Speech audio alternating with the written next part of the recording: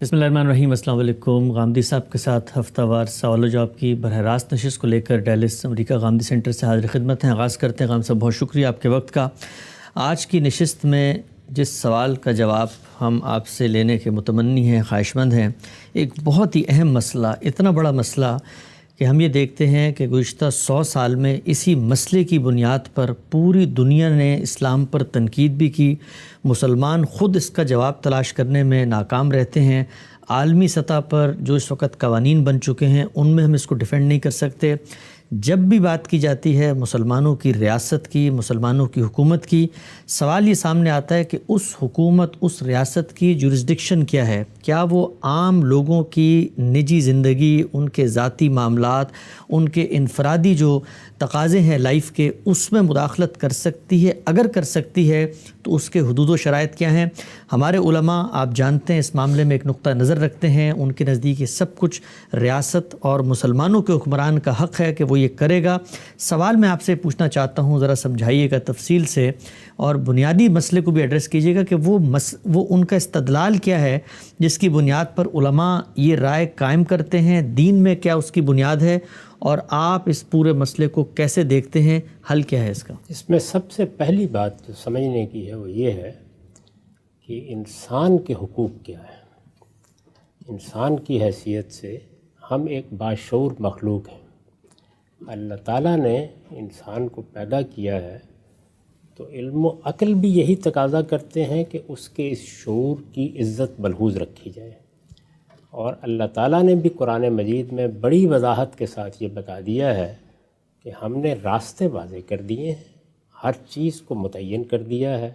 انسان کی فطرت میں بھی ہماری ہدایت موجود ہے، اور ہمارے پیغمبر بھی وہ ہدایت لوگوں تک پہنچاتے ہیں، لیکن انسان کو ہم نے ایک باشعور مخلوق کی حیثیت سے فیصلے کرنے کی آزادی دی ہے۔ وہ ایمان کے معاملے میں بھی، وہ عمل کے معاملے میں بھی تمام فیصلے کرنے میں آزاد ہے۔ تو دو چیزوں کو کبھی ایک دوسرے کے ساتھ خلط ملط نہیں کرنا چاہیے، میرے بحیثیت انسان حقوق اور وہ چیزیں جن کو میں اختیار کرتا ہوں۔ یہ سب میرا اختیار ہے جس کی وجہ سے میری شخصیت کا حسن بنتا ہے، یہ میرے اخلاقی وجود کی تطہیر کا باعث بنتا ہے، اس کے نتیجے میں اللہ تعالیٰ کی طرف سے جزا اور سزا ہے۔ تو فرمایا ہے کہ ہم نے راستے واضح کر دیے ہیں، اس کے بعد اما شاکرم و اما کفورا، جس کا جی چاہے وہ ایمان کا راستہ اختیار کرے، جس کا جی چاہے کفر کا راستہ اختیار کرے۔ اسی حقیقت کو اس طرح بھی واضح کر دیا ہے کہ قد تبین الرشد من الغی، یعنی اللہ تعالیٰ کی طرف سے جو عنایت ہوئی ہے اس کے نتیجے میں رشد یعنی ہدایت، یہ ضلالت اور گمراہی سے الگ ہو گئی ہے، ہر چیز بالکل واضح ہو گئی ہے۔ اللہ نے اپنے پیغمبروں کے ذریعے سے اتمام حجت کے درجے تک ہر چیز کو واضح کر دیا ہے۔ اب اس کے بعد اصول کیا ہے؟ لا اکراہ فی الدین، یعنی دین کے معاملے میں کوئی جبر روا نہیں رکھا جا سکتا۔ تو انسان کی اگر آپ فطرت کا مطالعہ کریں تو وہ آزاد پیدا ہوا ہے، آزادی چاہتا ہے۔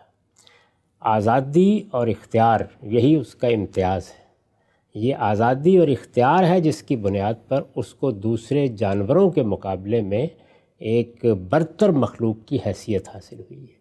یہی وہ مسئلہ ہے جس کو سامنے رکھ کر جب اللہ تعالیٰ نے یہ کہا کہ انی جاعل فی الارض خلیفہ، میں اس زمین میں ایک ایسی مخلوق بنانے والا ہوں جسے میں اختیار دوں گا، اور اختیار کے ساتھ اس زمین کا اقتدار بھی دے دوں گا۔ تو فرشتوں نے کہا کہ پھر تو اس کا نتیجہ یہ نکلے گا کہ فساد بھی برپا ہوگا، خون بھی بہے گا۔ تو اس کے جواب میں یہ نہیں کہا گیا کہ میں یہ سلب کر لوں گا، بلکہ ہدایت کی جو اسکیم ہے اسی کو اس کے بعد واضح کیا گیا ہے۔ تو اللہ تعالیٰ نے ہر انسان کو یہ آزادی دی ہے۔ اسی کو ہمارے جلیل القدر خلیفہ عمر رضی اللہ عنہ نے اس طرح بیان کیا تھا کہ تم نے ان لوگوں کو غلام کب سے بنا لیا جن کو ان کی ماؤں نے آزاد جنا تھا۔ خطبہ حجۃ الوداع میں بھی رسالت باب صلی اللہ علیہ وسلم نے اسی کا اعلان کیا تھا کہ کسی بھی شخص کی جان، مال، آبرو کے خلاف کوئی اقدام نہیں کیا جا سکتا۔ کسی کو حق نہیں ہے کہ وہ اس طرح کا کوئی اقدام کر کے کسی کی جان کو کوئی نقصان پہنچائے، مال کو کوئی نقصان پہنچائے، آبرو کو کوئی نقصان پہنچائے۔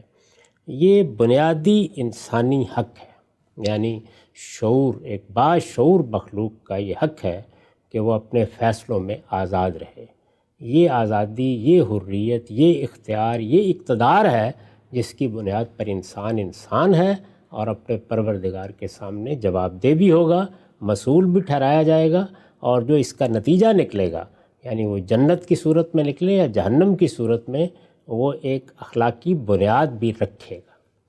تو یہ اس کا دینی پہلو ہے، یہ اس کا دنیاوی پہلو ہے۔ یعنی دنیاوی لحاظ سے بھی علم و عقل کے مسلمات اسی چیز کا تقاضا کرتے ہیں کہ انسان کی یہ آزادی ہی اصل قدر و قیمت کی چیز ہے، وہ اس کو کبھی کھونے کے لیے تیار نہیں ہوتا، اور کائنات کے پروردگار نے بھی اس کو اسی حیثیت سے پیدا کیا۔ یہ بنیادی بات ہے جس کو ملحوظ رکھنا چاہیے۔ اب انسان کی اس آزادی کے خلاف کوئی اقدام کرنا ہے تو اس کے لیے استدلال پیش کرنا ہے۔ اچھا، یعنی صورتحال یوں نہیں ہے کہ مجھے یا آپ کو یا کسی حکومت کو یا کسی ماں کو یا کسی باپ کو یہ حق حاصل ہے، اور اب اگر وہ حق حاصل ہے اس کی نفی کی جا رہی ہے تو مجھے کوئی استدلال پیش کرنا ہے۔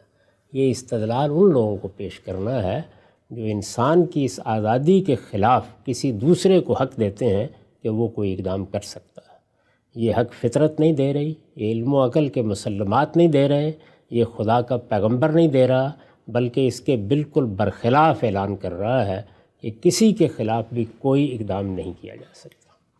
اس اصولی بات کو سمجھ لینے کے بعد اب آگے بڑھیے، اور وہ یہ کہ جب یہ طے ہو گیا کہ انسان کو آزادی حاصل ہے، انسان کی حریت کا احترام کیا جائے گا، انسان کو اپنے فیصلے اپنے اختیار سے کرنے ہیں، وہ اسی بنیاد پر مسئول اور جواب دہ ہے، تو پھر کیا اس کائنات کا پروردگار جب اس کے بارے میں کوئی بات کرتا ہے تو وہ پابند ہو جاتا ہے؟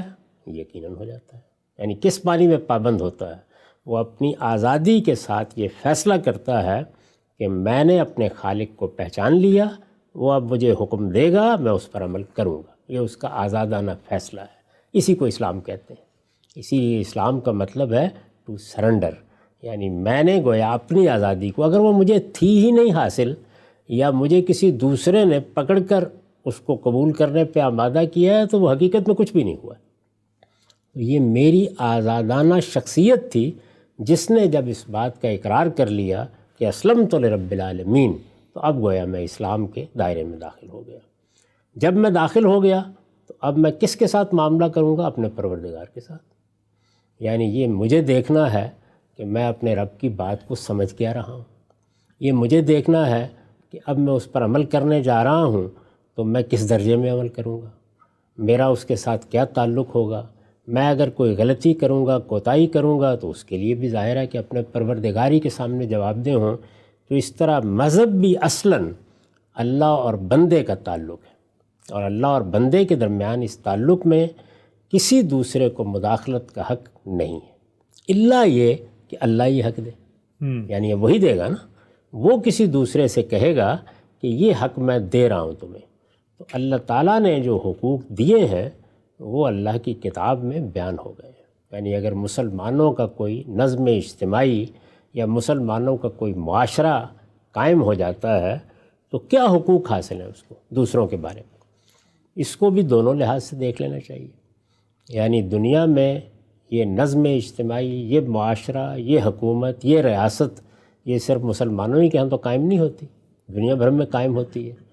تو اس کے قائم کرنے کا جو سبب بنا ہے وہی اس کے حقوق کو متعین کرے گا۔ یعنی انسانوں نے یہ ایسا نہیں ہے کہ کسی آسمانی فیصلے کو قبول کیا ہے، بلکہ میں اس سے پہلے عرض کر چکا ہوں کہ ہماری معاشرت کا جو قاعدہ بنایا گیا ہے، یعنی خاندان، میاں بیوی کا فیصلہ، بچے پیدا ہوں گے، نکاح ہوگا، یہ ادارہ اللہ کا بنایا ہوا ہے۔ اس ادارے کو جس نے بنایا ہے اس نے اس کے قواعد، ضوابط، حقوق سب طے کر دیے ہیں۔ اس میں یہ بتا دیا گیا ہے کہ کون سربراہ ہے، کس کی ذمہ داری کیا ہے، کس کے اوپر کیا حقوق ہیں، کس کے فرائض کی نوعیت کیا ہے۔ اس میں کسی دوسری طرف دیکھنے کی ضرورت ہی باقی نہیں رہی۔ ریاست کا ادارہ یا نظم اجتماعی یا معاشرے کی تنظیم، یہ لوگوں نے، انسانوں نے اپنی آزادانہ مرضی سے اپنی ضرورتوں کے تحت کی ہے۔ وہ ضرورت کیا پیش آ گئی، یعنی کیا وجہ ہے، کیوں ہم ایک حکومت بنائیں، کیوں ایک نظم بنائیں، کیوں اس کو کوئی اختیار دیں؟ آخر کوئی سبب ہونا چاہیے نا۔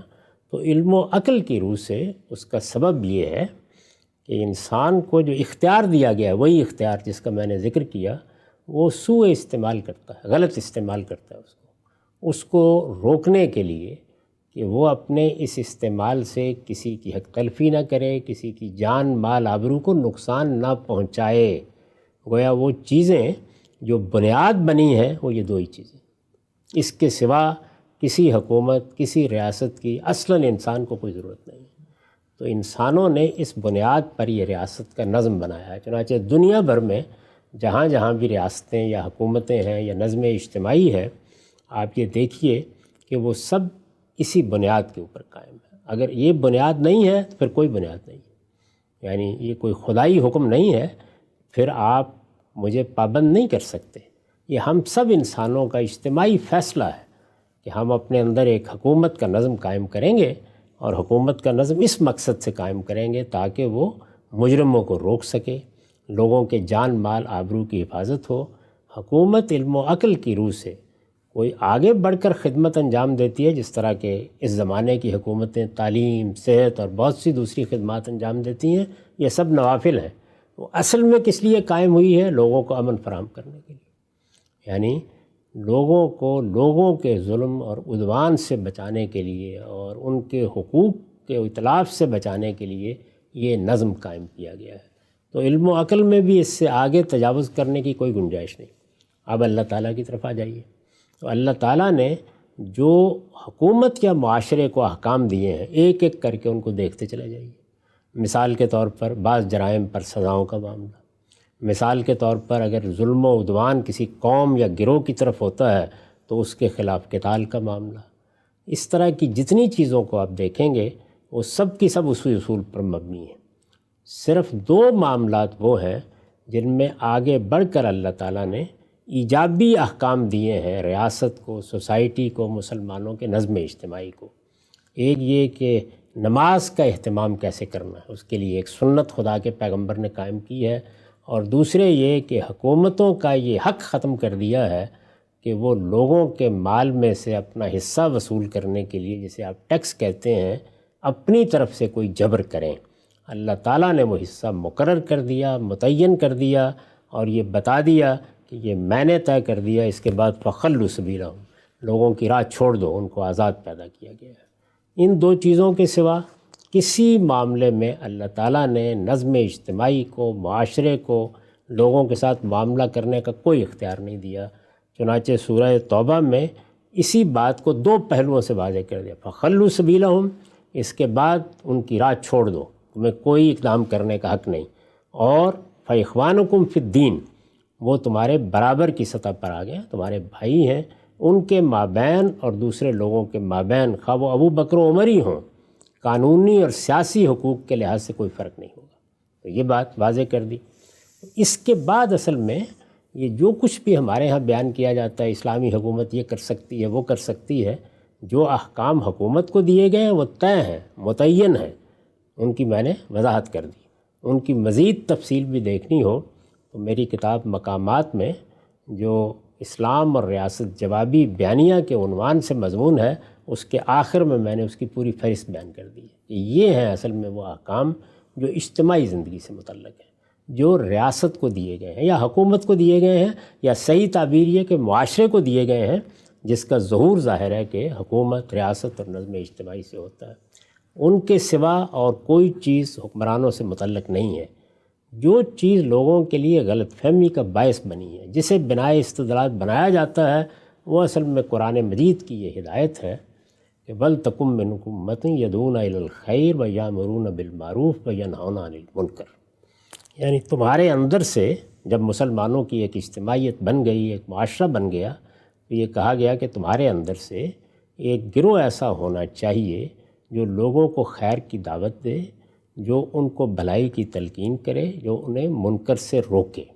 اب منکر سے روکنا یا برائی سے روکنا، یہ چونکہ بعض موقعوں کے اوپر جرائم سے متعلق بھی ہو جاتا ہے، تو اس کی ایک تعمیم کر کے لوگوں نے یہ خیال کر لیا کہ دین کے تمام احکام معروف ہیں جو ایجابی طور پر دیے گئے ہیں، اور جن چیزوں سے دین میں روکا گیا ہے وہ سب کی سب منکر ہیں، تو اس وجہ سے اللہ نے یہ حق دے دیا ہے کہ مسلمانوں کے اندر سے ایک گروہ جس کو اقتدار حاصل ہوگا وہ لوگوں کو ان تمام چیزوں کا پابند کرے۔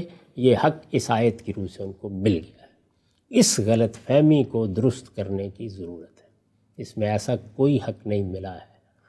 یہ سمجھ لینا چاہیے کہ معروف اور منکر کے الفاظ دین کے احکام کے لیے استعمال ہی نہیں ہوتے۔ یہ قرآن میں استعمال نہیں ہوئے، یہ حدیث میں استعمال نہیں ہوئے۔ معروف کا مطلب ہے بھلائی کی وہ چیزیں جو انسانیت کا مشترک سرمایہ ہے۔ معروف کے لغوی مفہوم میں یہ بات موجود ہے، الذی عرف، جانی پہچانی چیزیں، انسان کا حادثہ اخلاقی جن کو دریافت کرتا ہے، پہچانتا ہے، وہ سب چیزیں معروف ہیں۔ ساری دنیا میں آپ مشرق سے مغرب تک چلے جائیں، لوگ ان چیزوں کو اسی حیثیت سے سمجھتے ہیں۔ کوئی چھوٹے موٹے اطلاقی اختلافات ہر چیز میں ہو جاتے ہیں، وہ دین کے سمجھنے میں بھی ہو جاتے ہیں، لیکن عمومی طور پر اس وقت کی دنیا میں بھی دیکھیں تو سچائی ہے، دیانت ہے، عدل ہے، انصاف ہے، یہ وہ قدریں ہیں جن کو مثبت قدروں کی حیثیت سے معروف کے طور پر جانا پہچانا جاتا ہے، سب لوگ جانتے ہیں۔ دنیا کی جتنی حکومتیں اس وقت قائم ہیں، جتنے معاشرے قائم ہیں، سب اپنے لوگوں کو اسی کی تلقین کرتے ہیں، یعنی یہ کوئی ایسی اجنبی بات نہیں ہے۔ اور دینی تصور کے طور پر ہمارے لیے یہ اللہ کا حکم بن جاتا ہے۔ دوسری چیز کیا ہے؟ منکر، یعنی وہ چیزیں کہ جو پوری انسانیت کے نزدیک برائی کی چیزیں۔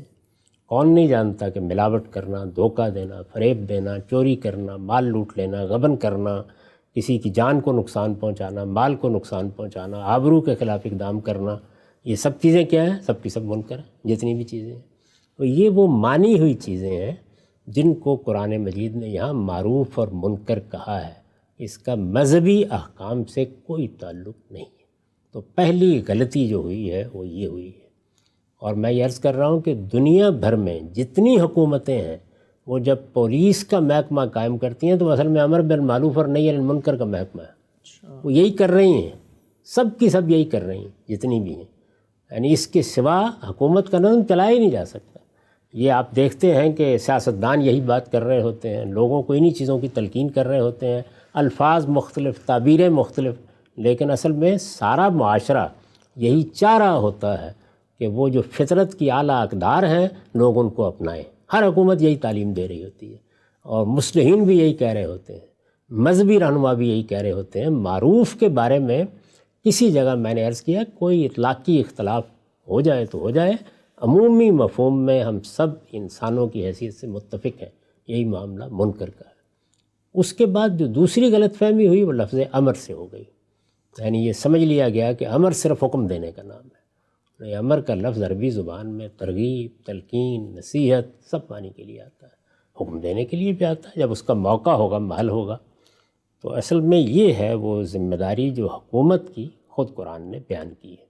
اس کو دینی فرائض میں نے اپنی کتاب میں بھی وضاحت کے ساتھ بیان کیا ہے۔ یہی چیز ہے، دیکھیے دوسری جگہ بھی ایسے ہی بیان کی ہے۔ دو باتیں وہ تھیں، یعنی نماز اور زکوٰۃ اور امر بالمعروف اور نہی عن المنکر، الذین ان مکناہم فی الارض اقاموا الصلاۃ وآتوا الزکاۃ وامروا بالمعروف ونہوا عن المنکر، یعنی بالکل طے کر کے ہر جگہ یہی بیان کیا کہ ریاست، اقتدار، نظم اجتماعی، معاشرے کو جن چیزوں کو دیکھنا ہے وہ دین کے احکام میں یہ دو چیزیں ہیں، اور باقی معروف اور منکر ہے۔ بھلائی کی تلقین کرنا، بھلائی پر معاشرے کو قائم کرنے کی صحیح کرنا، اور اسی طریقے سے برائی کے خلاف جدوجہد کرنا یا اس کو روکنا، یہ حکومت قائم ہی اس لیے ہوتی ہے۔ اب یہ سوال پیدا ہوتا ہے کہ اس میں پھر دین کے احکام کی نوعیت کیا ہے؟ اور دین کے احکام کے بارے میں جو ہدایت ہمیں کی گئی ہے وہ معروف اور منکر کی نہیں ہے۔ دین کے احکام میں ہدایت یہ کی گئی ہے کہ ادعو الی سبیل ربک بالحکمہ والموعظۃ الحسنہ وجادلہم باللتی ہی احسن۔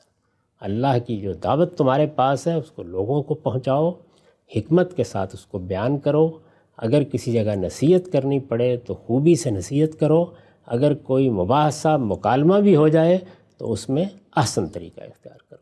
تو دین کا موضوع کیا ہے سوسائٹی کے بارے میں؟ دعوت، اور ریاست ہو، نظم ہو، سوسائٹی ہو، ہمارے اعزاء اقربا ہوں، والدین ہوں، اساتذہ ہوں، ان کے لیے کیا ہدایت ہے؟ وہ یہ ہے کہ وہ بھلائی کی، یعنی جو مسلمہ بھلائیاں ہیں ان کی لوگوں کو تلقین کریں۔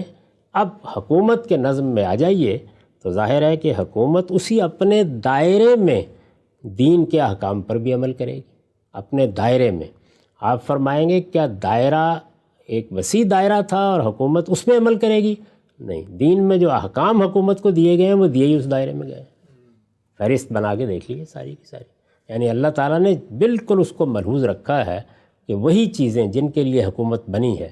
چنانچہ اگر کسی جگہ حق تلفی ہوگی تو حکومت مداخلت کرے گی، حقوق قائم کرنے کے لیے نہیں آئے گی۔ لوگوں کو آزادی ہے، وہ اپنے ذاتی معاملات میں جو فیصلے چاہے کریں۔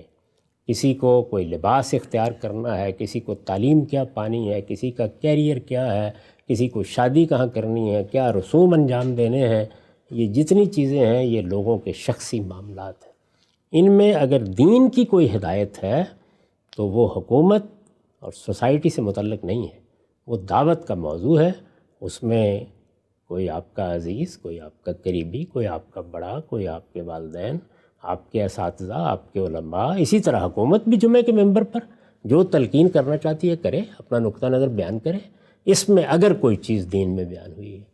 لیکن جہاں تک لوگوں کا تعلق ہے وہ اس میں اپنے فیصلے کرنے میں آزاد ہے۔ کسی حکومت کو یہ کام کرنے کا حق ہی نہیں، مجھے ڈرائیونگ کرنی ہے یا نہیں کرنی ہے، باہر کیسے نکلنا ہے، کیا کھیل کھیلنے ہیں، فنون لطیفہ کے بارے میں میرا کیا زاویہ نظر ہے، اسی طرح خواتین کو، مردوں کو کن حدود میں زندگی بسر کرنی ہے۔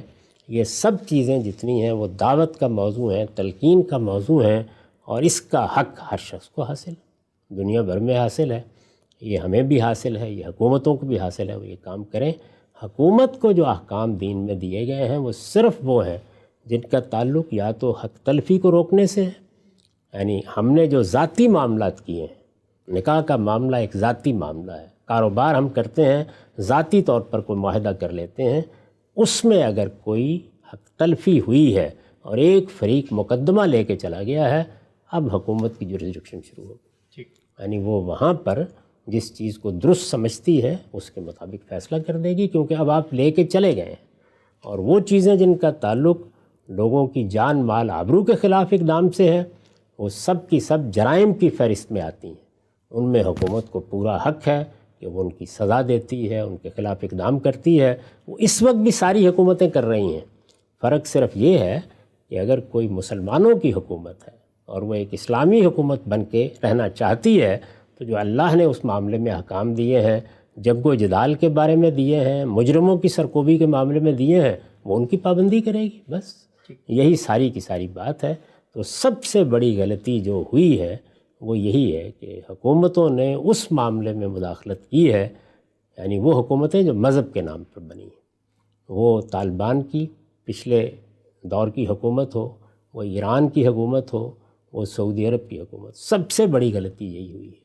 اور اس کا نتیجہ کیا نکلا ہے وہ جو آپ اس وقت دیکھ رہے ہیں، اور اس کے اثرات کیا ہوئے ہیں وہ یہ کہ لوگوں کے اندر ایک وحشت پیدا ہو گئی کہ ہماری آزادی اور ہماری حریت اور ہمارے فیصلے، یعنی وہ جو سارے انسانیت کا حسن ہے، اور اللہ تعالیٰ نے بھی اس کو قبول کیا ہے کہ لوگ اس جگہ کھڑے رہیں کہ ان کو آزادانہ فیصلے کرنے ہیں، جب اس پر قدغن لگی ہے تو ایک وحشت کا احساس پیدا ہوا ہے۔ بس یہ چیز ہے، اس کی آپ اصلاح کر لیں، اس کے بعد آپ حیران رہ جائیں گے کہ جو ہمیں شریعت دی گئی ہے، جب فرد اس پر عمل کرتا ہے تو جس طرح اس کی زندگی انتہائی متوازن ہوتی ہے، حکومتیں عمل کریں گی تو وہ بھی خیر، برکت اور رحمت بن جائیں گی۔ لیکن جب آپ حدود سے تجاوز کریں گے، فرد حدود سے تجاوز کرے اور حکومت کو جو احکام دیے گئے ہیں ان پر عمل کرنا شروع کر دے، یعنی وہ لوگوں کو کوڑے مارنا شروع کر دے، وہ مجرموں کو سزا دینا شروع کر دے، تو انارکی پیدا ہو جائے گی۔